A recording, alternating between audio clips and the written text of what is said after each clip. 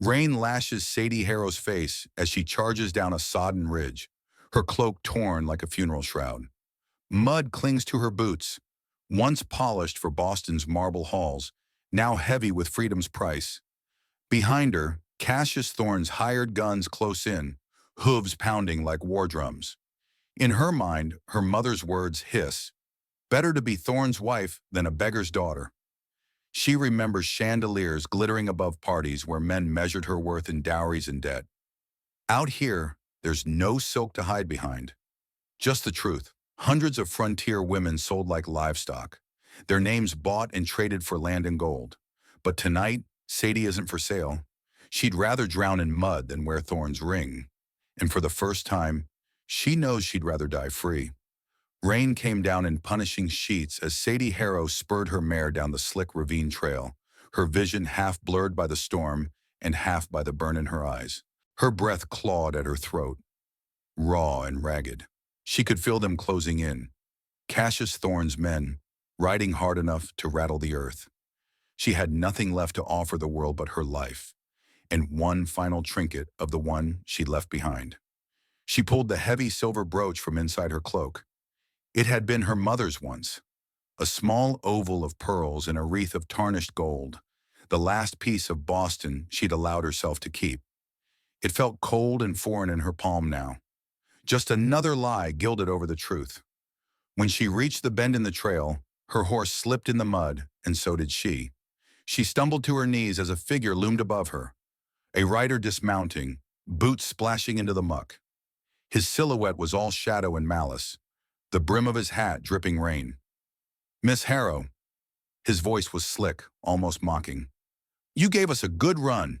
Cassius was afraid you'd do something foolish like this." Sadie's hands shook. She held the brooch out toward him like it was a shield that could save her. "Take it," she rasped. "It's worth more than he's paying you. Let me go. I'll disappear. I swear it.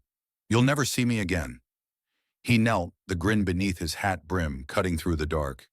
He plucked the brooch from her mud-caked fingers, turned it over once in the weak lightning glow, then pocketed it in his coat without a flicker of shame. "You think Thorn's paying me for the trinkets, girl? He's paying me because he owns you, just like he owns the coal veins and the cattle trails and every sorry fool who owes him their next breath." Sadie's shoulders trembled.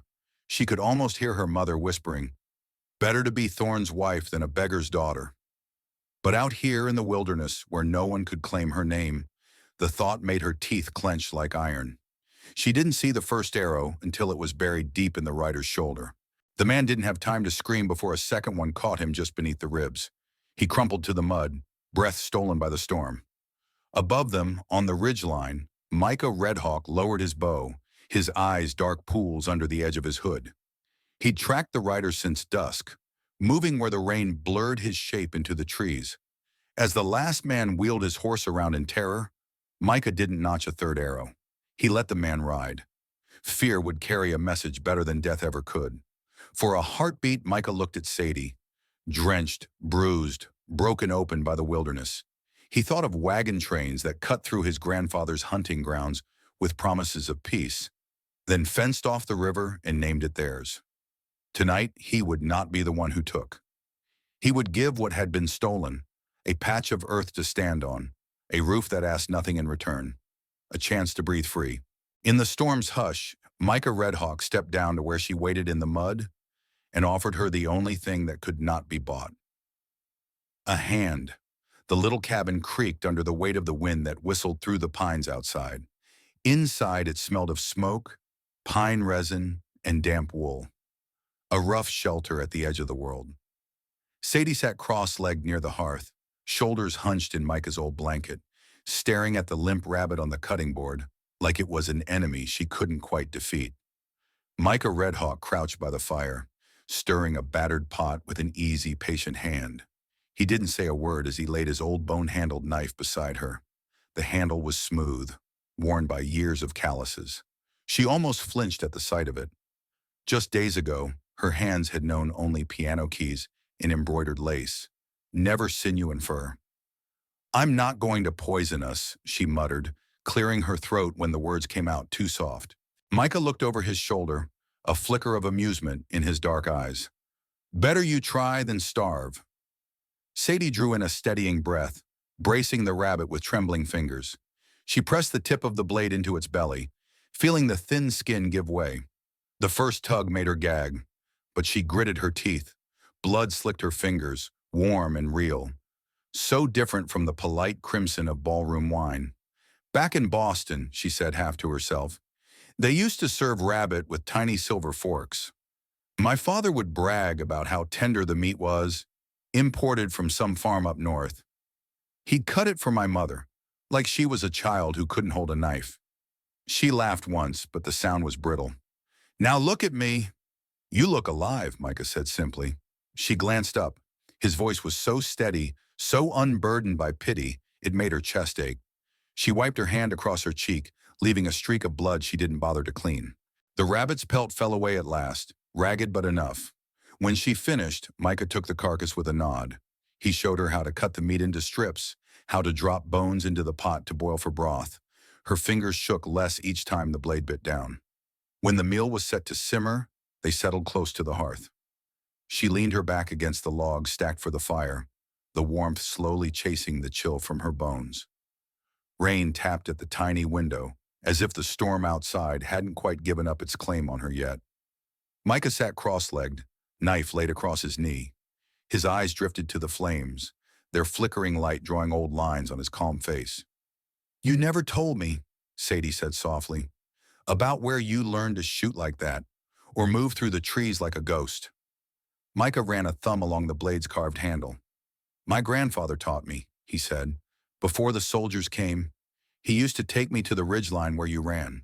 He said that was our hunting ground once, before treaties were made and burned like dry grass. Sadie shivered, but not from the wind. What happened? Micah's voice stayed even. They brought civilization on the tip of a bayonet. Said we'd be safer on new land, far from the river we fished for generations. Grandfather walked the whole way west, carried my mother on his shoulders when her feet bled through her moccasins. Half the village never made it. She saw his jaw tighten. The memory wasn't spoken with anger, but something heavier, a loss too old for rage. I'm sorry, she whispered. Micah met her eyes. Don't be. He survived.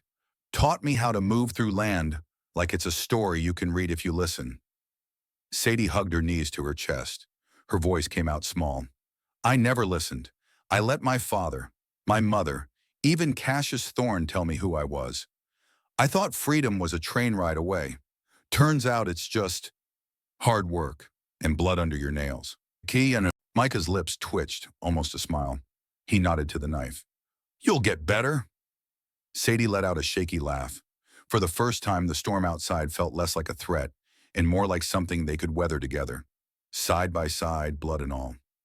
Sadie Harrow sat cross-legged on the cabin floor, the crackle of the fire the only sound louder than her breath. She dug through the battered saddlebags she dragged with her since that first desperate night on the trail. Most of what was inside was useless now. A cracked hairbrush, a silk glove with holes in the fingertips, a prayer book she hadn't opened since she was a girl. But tucked deep inside, folded so many times the edges felt soft as cloth, was the piece she'd nearly forgotten. A single page torn from the Boston Gazette. The print had blurred in places, smudged by the damp, but she could still make out the headline. Tragic loss on the Arkansas River. Sadie Harrow, Boston heiress, presumed drowned. Below, in that formal, fussy language her mother had always insisted on, it called her a delicate spirit taken by the wiles too soon, praised her charity work, her devotion to family, and her unfortunate fragility. Sadie snorted, the sound too loud in the quiet room. Fragile. She looked down at her raw, chapped hands, knuckles split from chopping wood, palms still faintly stained with rabbit blood. Fragile, she thought, must mean something different back in Boston. The paper crinkled as she unfolded it fully.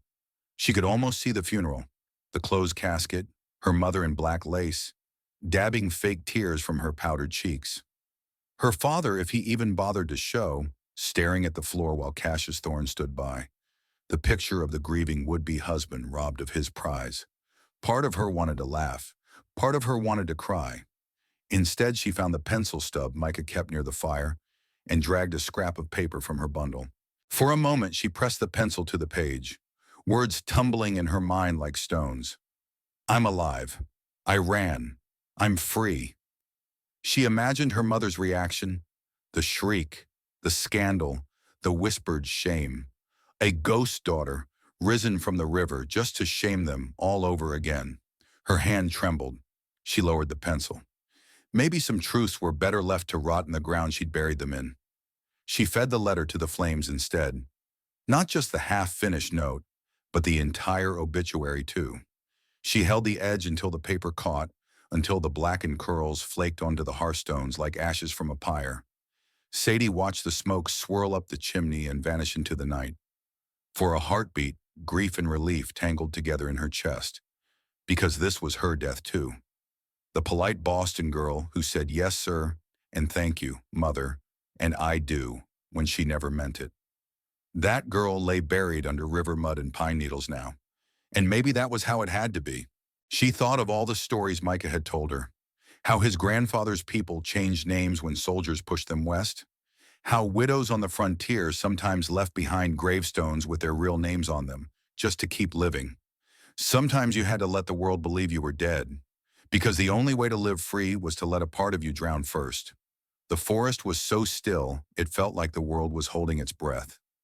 Rain dripped from the pine boughs overhead, each drop sharp against Sadie's raw hands as she crouched low behind a fallen log. Her breath misted in the cold dawn air. Somewhere up the ridge, Micah moved like a shadow between the trees, setting signals only she would know how to read. A broken branch angled across a deer trail, a strip of cloth tied to a sapling, pointing the way to safety if they had to run. But Sadie had no plans to run, not anymore. She pulled the snare line tight, her fingers numb from the wet. Micah had shown her how to twist the wire around the low branches, how to scatter fallen needles over it so it would vanish into the muck. She set the final branch across the path, its jagged end hidden under pine duff. One step, and a man would fall hard, face first into the mud, just long enough for her to aim true. A horse's snort broke the hush. She pressed deeper into the shadows, the stock of Micah's old rifle solid against her shoulder. She'd fired it only twice before. Once at a bottle he'd set up by the creek, once at a knot in a dead tree. Her aim was better than she'd ever admit out loud, and tonight she prayed it was good enough. Boots squelched in the sodden earth. A man stepped into view, broad-shouldered, wide hat brim dripping rain down his back. He didn't move like the hired farmhands Cassius Thorn sent after her before. No, this one was colder, practiced. He scanned the ridge with a predator's eyes, rifle at the ready. Silas Boone. She'd heard Micah mutter the name when he spotted the tracks. An ex-Pinkerton, a bounty hunter who knew how to sniff out ghosts. And now he'd found her. Well, well, Silas drawled, his voice syrupy, edged with a sneer. Little Sadie Harrow, crouched in the dirt like a badger in its den. You really think you can hide from the man who owns you? She didn't answer. Her finger hovered over the trigger, heartbeat like a drum. Silas stepped closer, boots squelching through the puddles. He stopped just feet from the hidden snare line. His grin gleamed through the mist. Cassius Thorn paid good money for you, sweetheart. Your property, bought fair and square. Thought you'd slip away and make your own story? That's not how the world works. He shifted his rifle, scanning the trees for Micah, oblivious to the wire coiled inches from his boot. One more step. Sadie's breath caught as he leaned forward. A crack. The branch snapped. Silas pitched forward with a startled curse, crashing face first into the sucking mud. She didn't hesitate. The rifle cracked like thunder, the recoil jolting through her shoulder. The bullet found his thigh. Not fatal, but enough to make him howl like a wounded wolf. He rolled, spitting mud, eyes blazing. You bitch! You'll pay for that. Not anymore, Sadie said. Her voice barely shook. She leveled the rifle again, braced her elbows against the log the way Micah taught her. Silas clawed for his sidearm, but his fingers slipped on the wet grip. Another shot, another flash. The second round hit the dirt inches from his hand. He froze. Behind her, branches rustled. Micah appeared at her side, bow half drawn but unneeded. He didn't speak, just watched her, the ghost of a question in his eyes. Will you stand or will you run? Sadie kept her eyes on Silas. His sneer had slipped, replaced by a mean, desperate fear. She saw in him every contract signed behind her back, every ballroom where she'd smiled on cue, and she saw what she'd become, the fine line between a cage and a rifle barrel. Violence could chain you just as quick as a wedding band, but it could also break the lock if you dared to use it. Silas wheezed, crawling backward. She didn't shoot again. The point had been made. Micah stepped forward, his boot on the man's gun. He looked at Sadie, and for the first time, he didn't look at her like a thing to protect, but a fighter at his side. And Sadie Harrow, mud-caked and breathing hard, knew exactly where she stood, on her own 2 feet, unclaimed, unbroken, and ready to stand her ground. The road into the village was little more than a footpath carved by years of feet and hooves. Wildflowers pressed in from both sides, splashes of color after the mud and storms. But Sadie barely saw them. She felt every eye long before they came into view.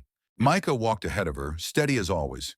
He carried only his bow and a woven pouch of dried herbs, a gift for the healer's house. Sadie clutched the worn blanket he'd wrapped around her shoulders that morning, still smelling faintly of smoke and pine sap. She wondered if it made her look less like a ghost drifting in from the woods. The first child they passed stopped mid-chase, his laughter caught in his throat. He stared wide-eyed, then bolted to hide behind a rough post where women bent over steaming pots. The older women didn't move. They simply watched. A few turned their faces away as if the sight of her was too much to bear.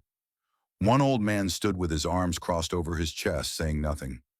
She caught the faintest whisper, "White girl's curse follows her." Micah never slowed. He lifted a hand, gave a nod to the watchman, and kept her close enough to touch. Inside, Sadie's ribs felt tight enough to splinter. She remembered the hush of Boston ballrooms when someone new entered, how judgment always dripped sweetly from lips painted in polite smiles. This was different. No smiles, no silk to hide behind, just raw suspicion. They reached the circle at the village's center, marked by a ring of packed dirt and low-burning fires. Elders gathered around one flame, the oldest among them wrapped in a wool blanket, so old its pattern had nearly vanished. Micah stopped at the edge of the circle and waited. Sadie stood beside him, the sun too bright on her face, her boots still crusted with the last of the trail's mud. When the oldest woman, hair bound back in silver braids, spoke, her voice was soft, but it scraped the air clean. "You bring her here, Redhawk," she said to Micah. "You bring her past the trees into the ring. Do you ask us to keep her?" Micah's eyes didn't flinch. "No, I ask nothing. I show you she stands beside me." A murmur slipped through the circle, like wind rustling dry grass. Sadie forced herself not to shrink back. The elder's eyes cut into hers. Not cruel, just sharp enough to slice. "Will you stay when it is easy to run again?" The question burned deeper than any rumor ever had. Sadie's mouth went dry. Images flickered through her mind. The train she'd once boarded to run from Boston, the horse she'd stolen, the endless miles of forest that could hide her again if she truly wanted. She could vanish, start over. Micah wouldn't chain her here. He never had. But the answer came anyway, clear and strange in her throat. "I don't want easy," she said. "Easy brought me cages. I'll stay." The old woman gave no smile, only a slow, deliberate nod. Then watch, then dance. That evening, the spring festival began with the pounding of drums and laughter that seemed too warm to belong in the same world as the cold stares she'd first met. Micah took her hand, guided her to the fire circle where girls with hair braided in bright ribbons stepped in rhythm. She stumbled on the first beat, boots too heavy, feet remembering marble floors instead of packed earth. A child giggled. A teenage boy clapped his hands, chanting to keep her pace. When she missed a step and nearly tripped into Micah, laughter rippled through the gathering. Not cruel, just human. She laughed too, her face flushed, heart beating with something wilder than fear. She could feel the eyes on her still, but they were softer now, measuring not whether she belonged by blood, but whether she would stand her ground when the drums fell silent. And under the glow of the firelight, her answer rang out with every misstep and breathless grin. "Yes, I will stay." It came on the back of a weary bay horse, a folded letter, its seal half crushed from the long ride west. Sadie spotted the messenger from the garden gate, where Micah's hands were sunk deep into the spring soil, coaxing rows of young beans to life. She wiped her palms on her skirt, heart knocking against her ribs in that old familiar panic she thought she'd buried in the mud months ago. The rider didn't dismount, just handed her the paper and a nod. No words, no explanation. He turned the horse and was gone before the dust even settled on the path. Sadie stood frozen under the bright new sun, the envelope trembling between her fingers. She traced the wax, the Harrow family crest she once wore on a locket around her neck, back when her name was a cage she couldn't see. It felt brittle now, as if it might crumble to dust if she squeezed too hard. She didn't open it by the gate.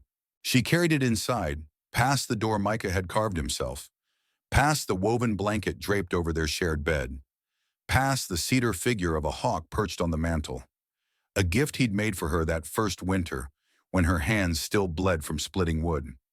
She sat before the hearth, the fire smoldering low, and broke the seal with one thumb.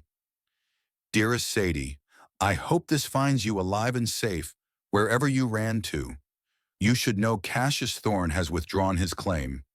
He calls you dead to him as if that makes him gracious. The estate is quiet now. Mother won't say your name, but the staff whisper it like a ghost story. You could come home, you know. I could make it right. I could say you were sick or lost your senses for a while. All would be forgiven. Come home. Robert Harrow. Sadie stared at the words until they blurred into the grain of the paper. She could almost smell Boston through the ink.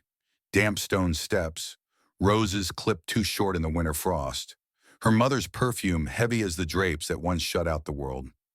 Come home.